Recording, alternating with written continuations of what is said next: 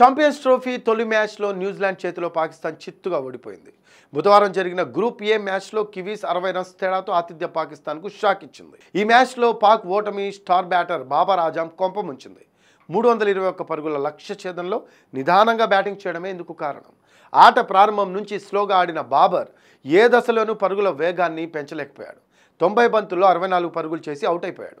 Babur slow ఇన్నింగ్స్పై team India దిగ్గజ spinner Ravichandran Ashwin చేసిన comments viral అవుతున్నాయి. వాస్తవానికి సౌద్ షకీల్, మహమ్మద్ రిజ్వాన్, ఫకత్ జమాన్ అంతా పెవిలియన్ చేరడంతో బాబర్ ఆజం దూకుడుగా ఆడతాడని అంతా ఆశించారు. కానీ బాబర్ మాత్రం తన స్లో ఇన్నింగ్స్తో అందరినీ ఆశ్చర్యపరిచాడు. టాప్ ఆర్డర్లో అతడు హాఫ్ సెంచరీ చేసినప్పటికీ చాలా స్లోగా జిడ్డు బ్యాటింగ్ చేశాడు.